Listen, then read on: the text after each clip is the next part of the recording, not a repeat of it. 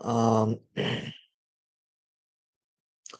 debating if I should explain this. Well, I mean, again, the Ducks hat is more just like it was here and sitting around. Like I was looking around for a different hat. I'm like, yeah, it's right here. Let's throw it on. Um, for the time being, I should probably explain this more so. I'm sure there's a lot of questions raised, like, why are you wearing a football jersey? We're talking hockey. Yeah. When I was digging through my old hockey stuff, finding a lot of old T-shirts and jerseys, etc. Also came across some old football stuff. And yes, for you eagle-eyed viewers out there, this was um, uh, the alt jersey basically that Rams wore in the early 2000s. I don't know if they ever actually wore this for a game, maybe two. It was rare. I like it because they just flipped the colors of taking the blue and the gold and inversing it. So yeah, NHL's whole retro reverse thing kind of had precedent long before that in the NFL with this kind of jersey. Again, something I have to find in my collection. I'm like, I have to throw this on. Well, not for this, but just at some point for some reason. Because why not? It's such a rare thing. Like when I found it, I'm like, oh, I forgot I even had this because it's such an obscure. I have the actual proper. This is if you know your football history, you can tell from this. Hold on, yep, 13. It is a Kurt Warner jersey. I'm a big fan of Kurt Warner. I literally have more Kurt Warner jerseys than I have Osgood jerseys. So that's saying something. Not by much, by one. Because football jerseys are generally kind of cheap because the NFL is smart and like the standard is we're just going to screen print all this and just deal with it. And I think NHL with the CCM jerseys like this, little higher standard, these are all like stitched and everything else, and it's very good quality. It's held up for 30 years, so I'll tell you something right there. Um, Whereas again, this like most football, I have got one authentic NFL jersey, not Kurt Warner's, Keyshawn Johnson, Tampa Bay. Actually, ironically, who knows why? He wore number 19. Maybe there's a connection with Iserman. Who knows? Anyway, spent minutes not talking about hockey when I came here to talk about hockey. Because like I said, this will be a short, little, quick thing. Because there's only two games to cover. I suppose tonight there's gonna be four games. Well, not tonight. Starting in about a little bit over an hour from when I'm doing this right now, we'll get puck drop on the first game of Florida Tampa. That's going to be fun.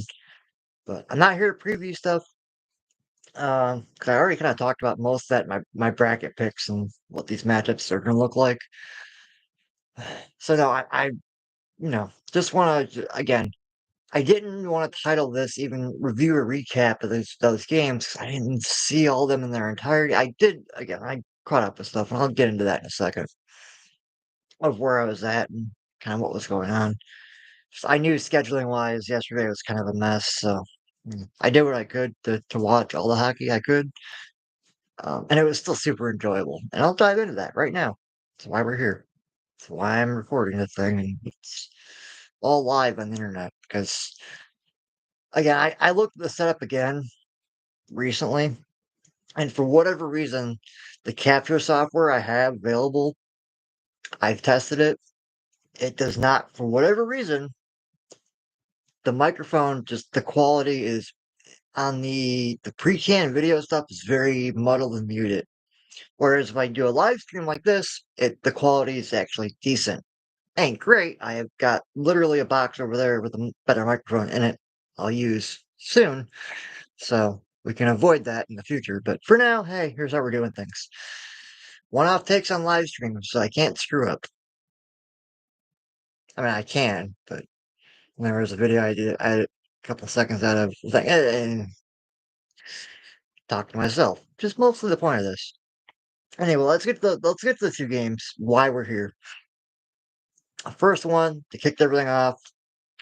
Yeah, Islanders or New York Islanders at Carolina Hurricanes. Again, something I said in my bracket little breakdown preview. A series I'm personally really looking forward to. I think it'll be a lot of fun, even though it's not for everyone, because you're going to see both teams playing a high defensive kind of borderline trap style of hockey. Goals are a premium. It's not a series for everyone. And again, if you want to look at contrast, just again look at the two games we had yesterday between Carolina and the Islanders and Boston and the rain or Boston Toronto. Sorry, predicting things in the future, maybe. Uh, no, but the Boston Toronto series, which we'll get to that because it's going to be.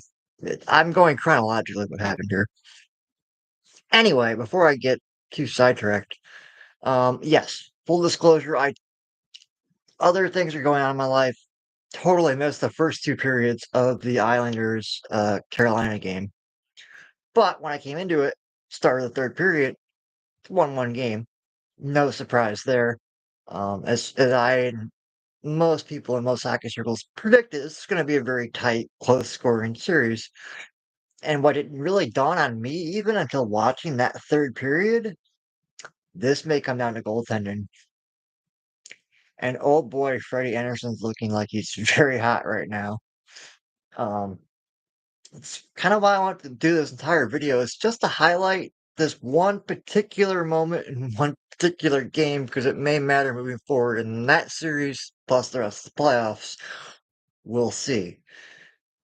But yeah, yeah, I tuned into that game again. Started the third. I missed the first two periods.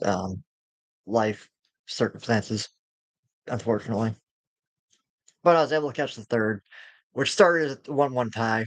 Not surprising. If someone called me up and like, "Hey, it's a 5-0 lead," like which team? Like, no, it's not going to happen in this series. Probably, we'll see. That could change in a later game. But for now, this series did start and has played out as a lot of people, myself included, have predicted. It's going to be a very tight, very defensive heavy series between Carolina and the Islanders. Who comes out on top of that? I really don't know. I'm hedging my bets on the Islanders, but we'll see. And I'm not going to overreact to a one game result because it's no point in that, especially this series where they're probably all going to be 1 goal games.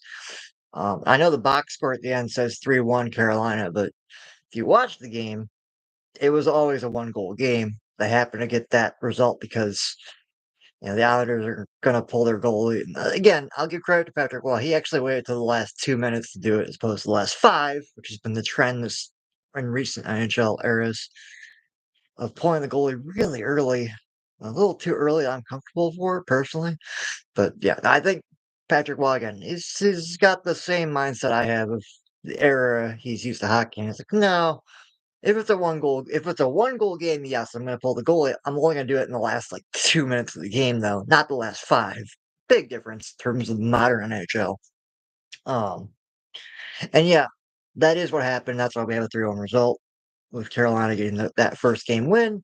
I don't think that matters as much as one particular play I wanted to highlight and point out and talk about. That's kind of, I think I was going to make a video regardless today. When I was thinking about it last night, today, like what do I want to focus on, talk about one particular save. There's only been 2 games played in the playoffs this year, but this is the save of the playoffs so far. I will keep mental note of it moving forward because it may still stand up as one of the biggest saves of the playoffs based on the moment it happened in. And this wasn't the third period because all I caught.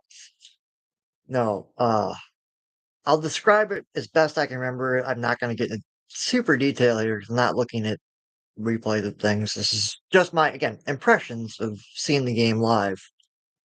Um, yeah, no, the Islanders had possession of the puck in the offensive zone. We're cycling around a little bit. And Freddie Anderson, Carolina's goaltender, was going to make a move across the crease just because he's following, the cycle, and accidentally clipped his skate or the front of it, maybe the back or his pad. I've seen angles of this, not really clear, doesn't really matter. But he accidentally, not not the fault of either defenseman or his fault, just moving across the crease, following the play, accidentally he clipped his defenseman's skate. Boom, trips himself, falls on his butt. Not where you want to be as a goaltender in that moment at all. And that particular shot, I think from the high circle or the point, hit the post, rebounded out right to another Islanders player. And Anderson, in what we call, again, in hockey circles, especially goalies, a desperation save, exactly what he did. And Man, I know he's younger than me, so he's different, trained in a whole different era, but gotta give him credit for the reaction in that moment of realizing where he was at in a spot, like bad spot, bad rebound. I have to do something here. He dropped his stick and put both his glove and blocker up, kind of like this. Sort. Just I want to get the angle right, and that made the save off that rebound shot. Man, yeah, that is the save of the playoffs so far. Going forward, it's going to be hard to top that one. And again, if that save had happened in like a 3-0 game where they're already leading, wouldn't be as big of a deal. This is a 1-1 game and a series where goals will be at a premium. That is a huge stop, totally either kills or shifts the momentum. Carolina ends up scoring shortly after that to take their lead. They keep the whole game. And honestly, it's probably based on that save. Sometimes, again, if that save had happened in a game that was a blowout, we wouldn't be talking about it. But it happened in a tie game. That's a huge, huge moment that's going to shift the momentum. Especially, I think, in this series with those two teams. I didn't talk about this in my bracket preview, but having watched that first game of the series, I'm like, this could very well come down to goaltending. And I still kind of give the advantage to the Islanders there because they've got two really good goalies they can play. So it's a matter of who they feel is the hot hand. But if Anderson for Carolina is going to be heating up like that and making those kind of desperation saves, oh boy. Yeah, my bracket picks are already my bracket picks are already in jeopardy just based on that one save. Just we'll see. I'm not going to overreact to a one game out of a potentially 7-game series. So, and yes, the Islanders and Carolina could definitely go 7 games. I think when I did my official NHL bracket picks, I actually picked number of games per series in some of those. I did think I picked that one to go 7 or 6 or 7. Probably 7 though. We'll see. Eh, I'm not going to overreact again. One game, but I'm very excited. I'm looking forward to watching the rest of that series play out. As someone who grew up in the '90s, I'm kind of used to that very defensive trap. I don't want to use that word because it's a dirty word to a lot of people. That style of hockey, where again goals are a premium and your goaltending is really going to matter in those series, especially in a playoff series over multiple games. So we'll see how that plays out. But yeah, overall, really excited. Again, exactly what I expected from these two teams. So we saw that in game one. Looking forward to more of it, and I'll see where things go. Moving on from that, because yeah, like I said, Anderson has again. It's only been 2 games, but save the playoffs for now. Not just for what it was, but for what it meant in the game, which is, I think, probably undervalued by some people in terms of looking at just goalie saves and stuff. No, that potentially changed the entire outcome of that game with that one save. Because if otherwise the Islanders would have tied it, and that could totally shift momentum and stuff. And yeah, so big props to Freddie Anderson for an amazing, amazing desperation save as a goaltender. Former goalie myself, I got to give him props. In that situation where he was at, where you get tripped up by accident by your own defenseman, and you're on your butt for a rebound, like, yeah, he did everything he could to keep that puck out of the net, including exposing the underside of his blocker hand, which you don't want to do because there's less padding there, so you risk of injury. Uh, so yeah, all the props to him on that save. Incredible stuff. Um, really do appreciate that. It's really good to see. That kind of again, that's what maybe kind of changed my mindset and made it dawn on me like, oh, this series may come down to goaltending at the end of the day between the Islanders and the Hurricanes. They're both going to play a very tight defensive game, but yeah, the goalies may make all the difference for that series. We'll see how it plays out. It's still real early. There's only one game down.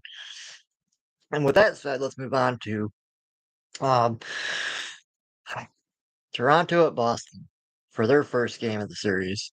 And yes, it's someone and I did see the first 2 periods of this one because again I was busy early on in the day and then kind of missed some of the third of the Toronto Boston game, but didn't really matter based on how those games went. I got kind of lucky in terms of scheduling. Today Today, that's not a problem. Today, I think I have full time to watch all the games in their entirety, so I won't miss anything today, at least. Yesterday was a bit more hectic, just personally scheduling, or personal schedule wise. Um, anyway, let's dive into that Boston Toronto game. Yeah, if you'd called me up and said, like, hey, it's the end of the second period, one of these two teams is up 4-0, I wouldn't be surprised at all. And I'm not surprised by the result. Yeah, Boston came out and kind of dominated game one.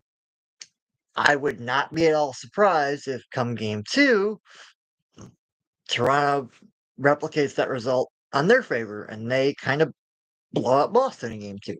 Would not shock me at all. I think this is going to be a very close series between those two teams. Um, the thing that was a question mark going into that game was from Toronto's side of whether or not Nylander was going to start that game. He's one of their big four, like literally costing half their salary is four players. Nylander is one of those. And yeah, I have to look at the stats, but I'm assuming with Nylander out of the lineup that Matthews' numbers aren't as good. Like the whole team, it's a big hole for them. Him not being in the lineup that night, big gap to fill. So I understand why the results went the way they did. And hey, good on Boston. They trying to come out trying to make a statement game. Honestly, don't think it's going to matter in this series. It's going to go probably down to the wire. Again, I would not be surprised if Toronto comes out next game and replicates what we just saw, but on their end, they come out with like a 6-3, 5-4 win, something like that. I could totally see it happening in that series in particular. So it's still super fun to watch. To an extent, like I said, I watched the first two periods, and again, Boston pretty much dominate most of the play there throughout two. Toronto had their moments, and they had definitely their chances, but Swayman was definitely solid in net.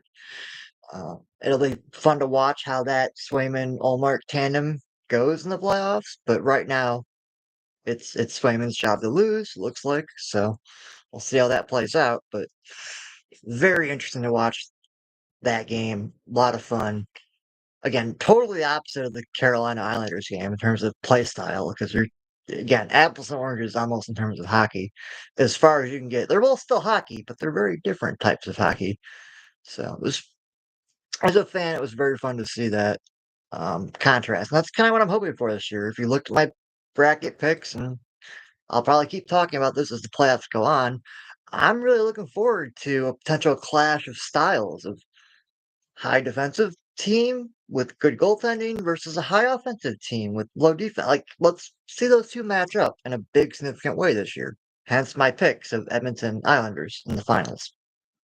I'm probably going to be wrong about both those, but we'll see. Uh, maybe half wrong. I think one of the two gets there. Um, one of the reasons this playoff season has been so fun to watch as a hockey fan is just I don't know what's going to happen. That's why I picked the bracket this year because I'm like, let me just guess whimsy, like flip the coin, especially Toronto Boston, like just like that one. And again, there could still be some upsets. We got four games coming up tonight. Puck drop actually is about an hour from when I'm recording this. On the first game today, Battle of Florida, Tampa, and Florida.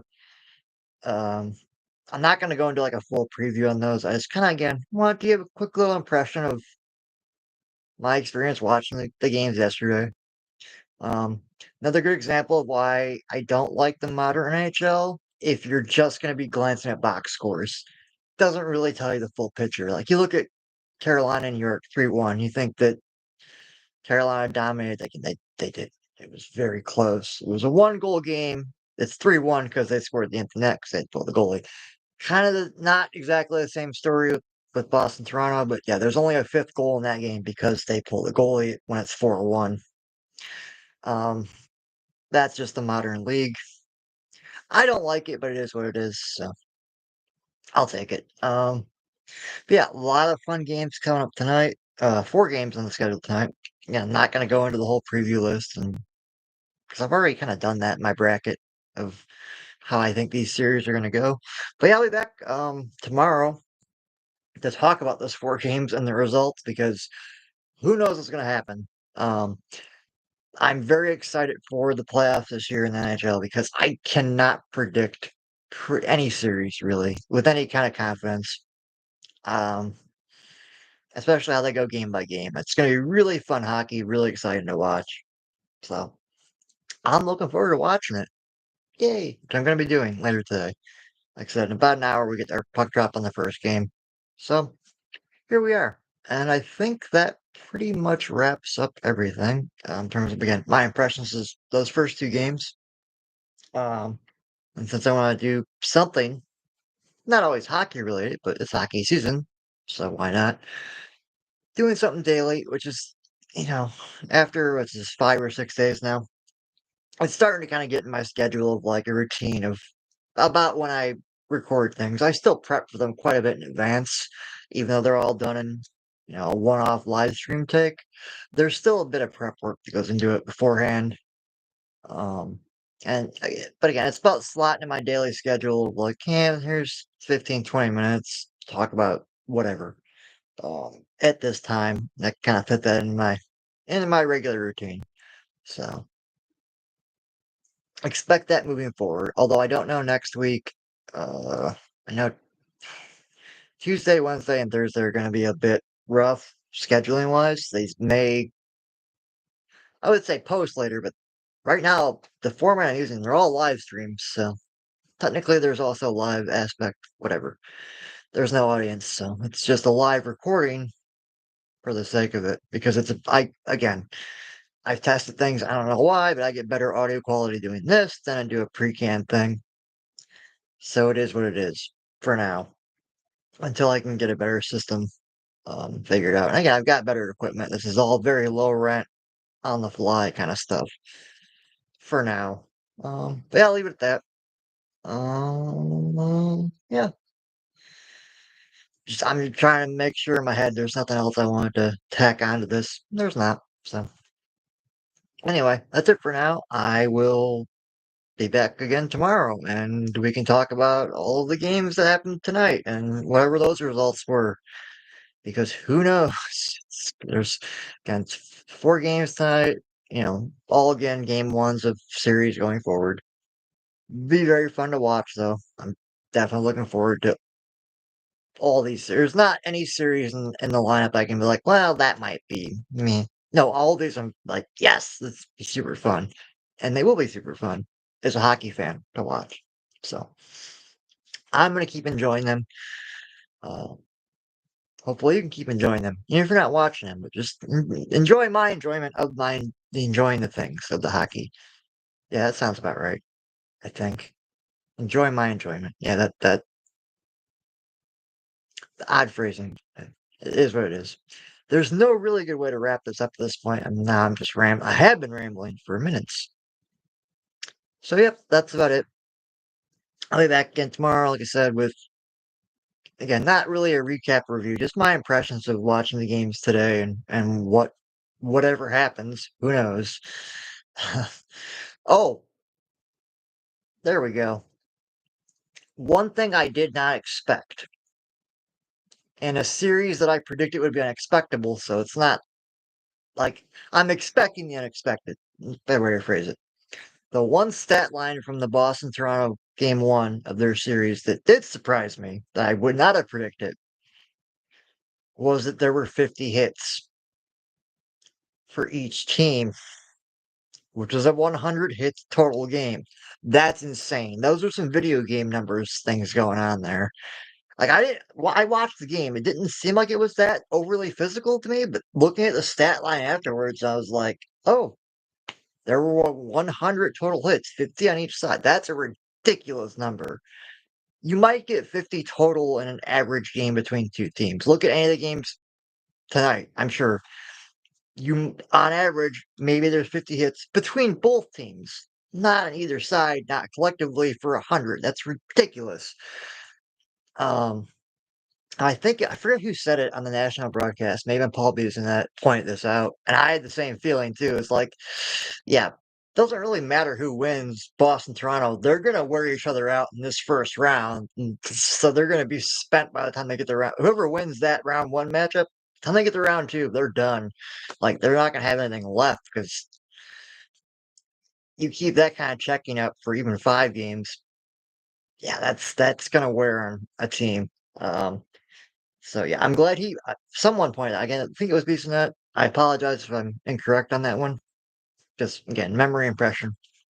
But I noticed that too in the stat lines. I'm like, both teams had 50 hit. That seems really high, abnormally high for any era, no matter what. That's a lot of checking.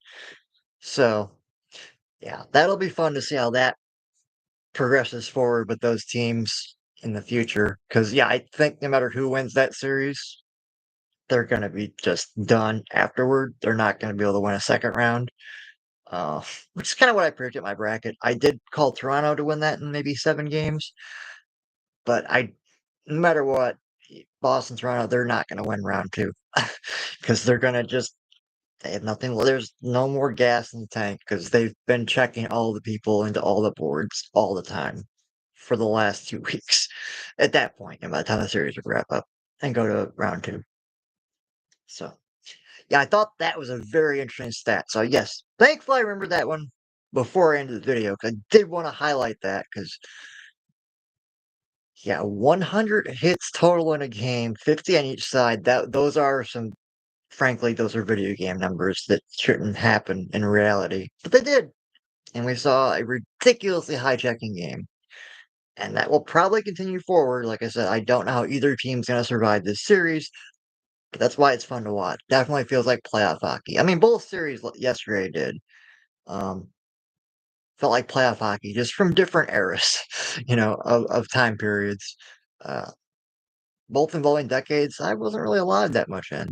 Because the Boston Toronto found the sort of 70s vibe of the way high checking, all the hitting, everything else. Whereas, the Carolina Islanders game had more of a mid 90s feel to it. And another stat I do want to point out before we wrap up here, and this is about a half hour. Um It was highlighted. I've talked about this in past videos recently, so it's been on my mind. But they highlighted it during the broadcast of the Toronto Boston game. Austin Matthews with his 69 goals this year. Yeah, he's not the 70 goal mark, but that does tie the previous last time we had someone get that close to the high 60s reading was Mario Lemieux in 95-96. So I have people complain about dead puck era. I'm like, I watched that era. I mean, yes, but also no. Depends on what teams you watched. Um, so yeah, no, it's an interesting little contrast to point out. I think it's a good way to look at the contrast of we've not seen this kind of offense from a single player since the mid '90s with one of the all-time greats in Mario Lemieux. So yeah, Matthews has definitely gotten on a lot of people's radar this year, mine included. I mean, he should have been on there before then, but hey, you know what? Better late than never. Um, so I do wish him luck. I do wish Toronto luck and Boston for that matter. All the teams, all the best of the lucks in the playoffs. Um, it is a tournament of the 16 best teams and best hockey players in the world for a championship. So that's why we enjoy watching it because it's a thing. So yep, best luck to everyone tonight. All those games. I cannot wait to watch the games tonight. I think they're going to be great, and I'm looking forward to talking about those tomorrow night or tomorrow afternoon because I do these usually before noon. So yeah, I'll talk about last night's games tomorrow afternoon. It is what it is. Anyway, I'm done rambling. We'll wrap this up before we get to the half-hour mark so I can, hey, under half hour. Not too ranty. Um, yeah, anyway, really enjoyed the games yesterday. Looking forward to the games today. Great time to be a hockey fan. Just why I'm wearing a football jersey. Clearly, I'm communicating the right message.